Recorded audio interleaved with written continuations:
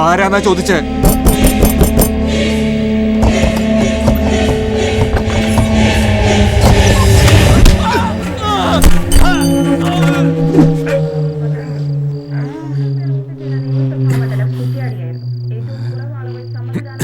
പന്ന പട്ടി, ഞാൻ ജീവനോടുണ്ടോ ഇല്ലയോ എന്നറിയാൻ പോലും ഒരു ഒറ്റ തവണ നീ വിളിച്ചില്ലല്ലോടാ.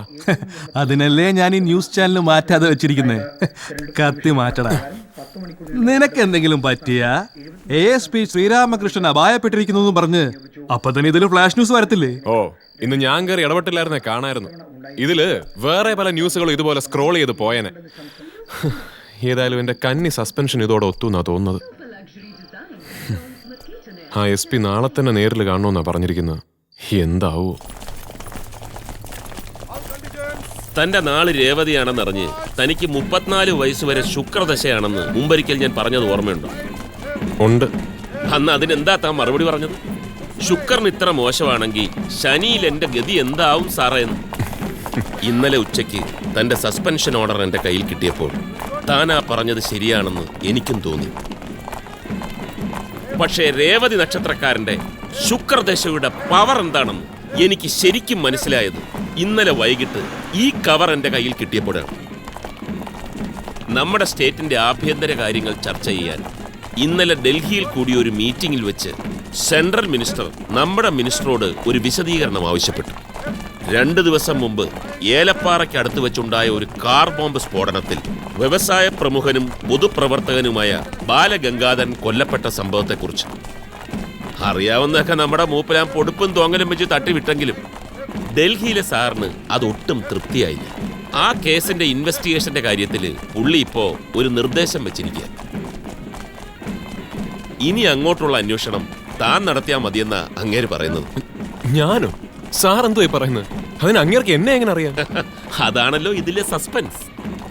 കൊല്ലപ്പെട്ട ബാലഗംഗാധരന്റെ അനന്തരവൻ ചെക്കൻ ഒരുത്തൻ സെൻട്രൽ ഹോം മിനിസ്റ്ററുടെ പേഴ്സണൽ സ്റ്റാഫിലെ വിശ്വസ്തനത്രേ.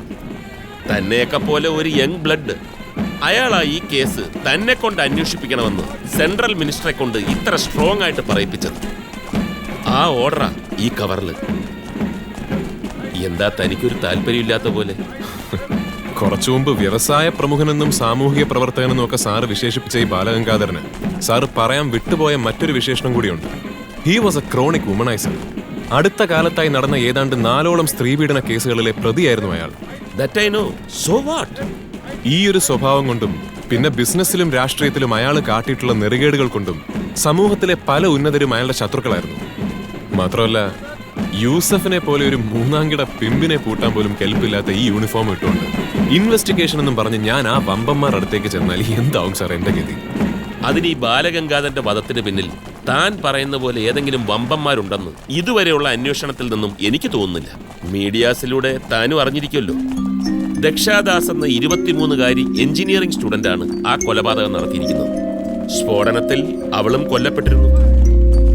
ബാലഗംഗാധരന്റെ ഡ്രൈവർ സന്തോഷിന്റെ മരണമൊഴിയിൽ നിന്നും കൃത്യമായ പ്ലാനിങ്ങോടെ ദക്ഷ കരുതിക്കൂട്ടി ചെയ്തതാണിതെന്ന് നമുക്ക് വ്യക്തമാകുന്നുണ്ട്. പക്ഷേ ഈ ദക്ഷയും ബാലഗംഗാധരനും തമ്മിൽ ഏതെങ്കിലും തരത്തിലുള്ള മുൻപരിചയമോ പൂർവ്വവൈരാഗ്യമോ ഉള്ളതായി കണ്ടെത്താനും കഴിഞ്ഞിട്ടില്ല. ഈ ഒരു പോയിന്റിലാണ് ഈ കേസിന്റെ ഇൻവെസ്റ്റിഗേഷൻ വളരെ ത്രില്ലിംഗ് ആയിട്ട് എനിക്ക് തോന്നുന്നത്. സാറ് പറഞ്ഞതൊക്കെ എനിക്ക് മനസ്സിലായി. പക്ഷെ എന്റെ ഈ ശ്രീറാം, താൻ ഇതുവരെ ഇടപെട്ട കേസുകൾ പോലെ ഇത് വെറും ഒരു ക്യാറ്റ് ആൻഡ് മൗസ് ഗെയിം ആവില്ല. I'm sure this will be a different experience for U.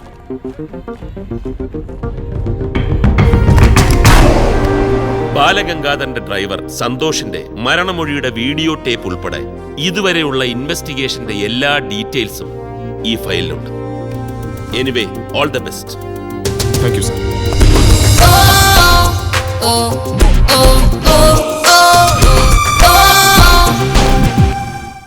Mundakayam തൊട്ടേ ആ പെണ്ണ് ഞങ്ങളുടെ പിന്നാലെ തന്നെ ഉണ്ടായിരുന്നു. ഏലപ്പാറയ്ക്ക് അടുത്തെത്താറായപ്പോ മുതലാളി പറഞ്ഞിട്ട് ഞാൻ സൈഡ് കൊടുത്തു. മുന്നിൽ കയറിപ്പോകാൻ അവൾക്കും കയറ്റിവിടാൻ ഞങ്ങൾക്ക് ഉദ്ദേശമില്ലായിരുന്നു. 2 കാറുകൾ ഒരുപോലെ ആയപ്പോ അവള് മുതലാളിക്ക് നേരെ കൈവീശി കയ്യിലിരുന്ന് റിമോട്ട് കൺട്രോളിൽ അമർത്തി. പിന്നെ ഒരു പൊട്ടിത്തെറി. അതാണ് എന്റെ ഓർമ്മ. എന്തു തോന്നുന്നു കണ്ടിട്ട്? എനിക്കെന്ത് തോന്നാൻ? ഈ അവസ്ഥയിൽ അധികം കിടന്ന് നരയിക്കാതെ ആള് പോയല്ലോ, അത് തന്നെ വലിയ കാര്യം. അതല്ലടാ, ഇതിൽ ഞാൻ എവിടെ നിന്ന് തുടങ്ങണം? ബാലഗംഗാധരിൽ നിന്നോ അതോ ദക്ഷയിൽ നിന്നോ?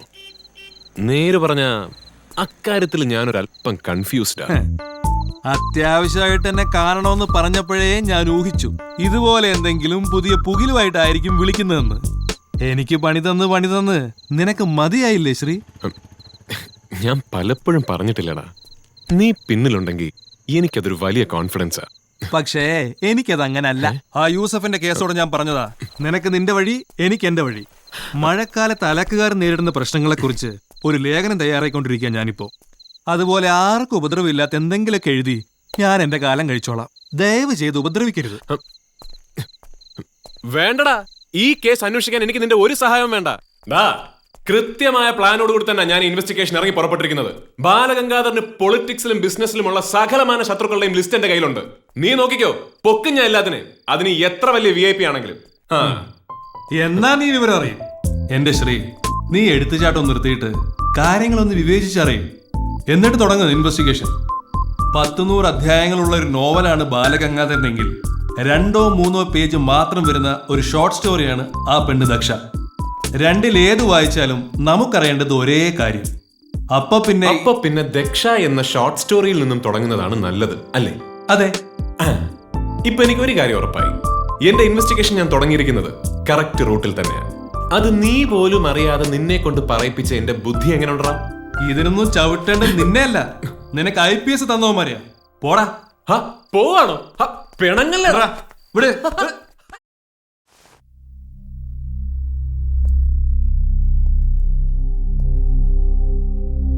സാർ, ചായ. എത്ര വയസ്സുള്ളപ്പോഴായി കുട്ടി? 15 വയസ്സ്. 10 പഠിക്കുകയായിരുന്നു. പത്രങ്ങളിലൊക്കെ അന്നത് വലിയ വാർത്തയായിരുന്നു. അന്നേ നിങ്ങൾ ഇവിടെയായിരുന്നു? അതെ. അതായത് സുദക്ഷണ കൊല്ലപ്പെട്ടത് മുതൽ ദക്ഷ മരിച്ചത് വരെ ഈ വീട്ടിൽ നടന്നിട്ടുള്ള എല്ലാ കാര്യങ്ങളും അറിയാവുന്ന ഒരാൾ കൂടിയാണ് നിങ്ങൾ, അല്ലേ? അച്ചോട്ടാ,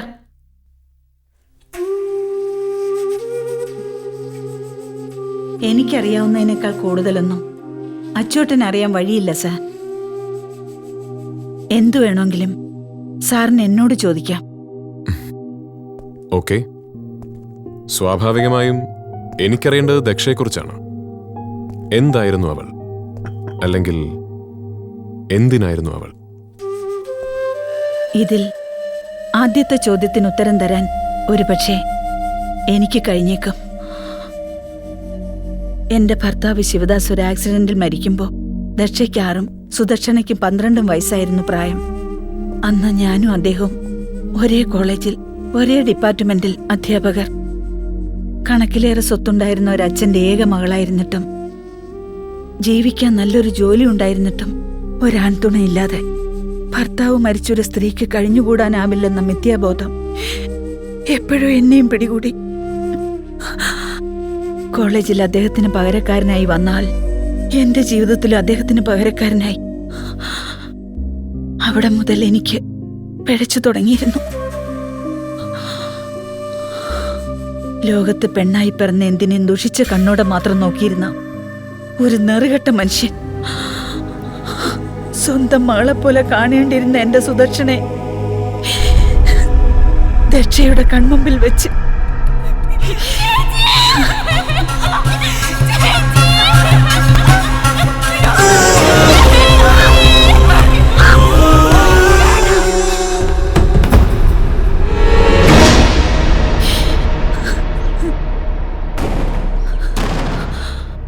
അന്നെനിക്ക് നഷ്ടപ്പെട്ടത് സുദക്ഷനെ മാത്രമല്ല, ദക്ഷയും കൂടിയായിരുന്നു. ആ സംഭവത്തിന് ശേഷം അവൾ എന്നെ അമ്മയെന്ന് വിളിച്ചിട്ടില്ല. 3 വർഷങ്ങൾക്ക് ശേഷം കുറ്റക്കാരനല്ലെന്ന കണ്ടെത്തലോടെ കോടതി ആ മനുഷ്യനെ വെറുതെ വിട്ടു. വിധിയറിഞ്ഞ് കോടതിക്ക് പുറത്തെത്തിയ അയാളെ കയ്യിൽ കരുതിയിരുന്ന ഒരു കത്തിയുമായാണ് ദക്ഷ നേരിട്ടത്. ഭാഗ്യം കൊണ്ട് അന്നയാൾ രക്ഷപ്പെട്ടു. പിന്നീട് അയാൾക്ക് നേരെ എന്തെങ്കിലും ശ്രമങ്ങളുണ്ടായോ ദക്ഷയുടെ ഭാഗത്തു നിന്ന്? എന്റെ അറിവിൽ ഒരു തവണ കൂടി ഉണ്ടായിട്ടുണ്ട്. അവള് +2 പഠിക്കുമ്പോൾ ടൗണിലെ ഒരു ബുക്ക് സ്റ്റാളിൽ വെച്ച്. മരിക്കുന്നതുവരെയും ഈ രണ്ടാനച്ഛനോടുള്ള പക. ഐ എം സോറി, എനിക്ക് അയാളുടെ പേരറിയില്ല. ഐസക് പണിക്കർ. മിസ്റ്റർ ഐസക് പണിക്കരോടുള്ള പക ദക്ഷയുടെ മനസ്സിൽ പഴയതുപോലെ തന്നെ ഉണ്ടായിരുന്നു. പഴയതുപോലെന്നല്ല, ദിവസം ചെല്ലുന്തോറും അവൾക്ക് അയാളോട് പക കൂടുകയായിരുന്നു. അതായത് ദക്ഷ ഒരു കൊലപാതകത്തിനൊരുങ്ങുമ്പോൾ അവളുടെ മനസ്സിൽ ആദ്യം തെളിയേണ്ടിയിരുന്നത് ഐസക് പണിക്കറുടെ മുഖമാവണം. അതെ. പിന്നെ അതിനിടയ്ക്ക് ഈ ബാലഗംഗാധരൻ എങ്ങനെ കയറി വന്നു? ദക്ഷയ്ക്ക് അയാളോട് ഇത്ര പക തോന്നാൻ എന്തായിരുന്നു കാരണം? എനിക്കറിയില്ല സർ. പക പോയിട്ട് ദക്ഷയ്ക്ക് അയാളെ പരിചയം പോലും ഇല്ലെന്നുള്ളത് എനിക്ക് ഉറപ്പാണ്.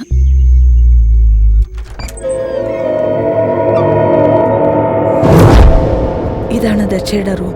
വീട്ടിലെത്തിയാൽ അവൾ ഏറിയ സമയം ഇതിനുള്ളിൽ തന്നെയായിരുന്നു.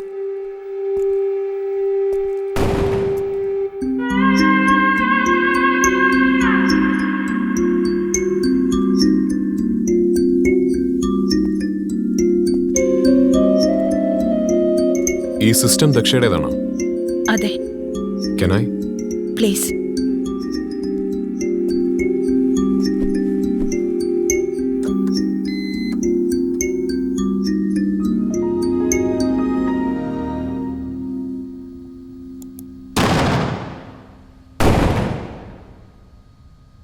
ഇവിടെ അടുത്തെവിടെ ഒരു കരിങ്കൽ ക്വാറി ഉള്ളത്?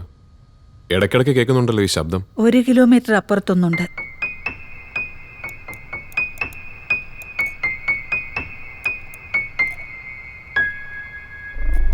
weaponsworld.com, firearmblog.com, totaldestroyer.com, armsandammunitions.com.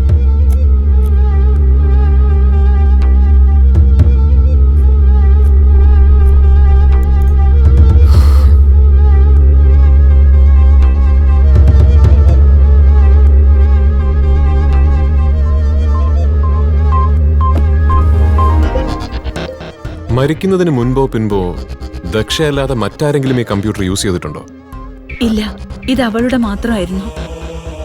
Okay. എന്താ സർ, എന്തെങ്കിലും കുഴപ്പം? ഹേയ്, ഒന്നുമില്ല. നത്തിങ്.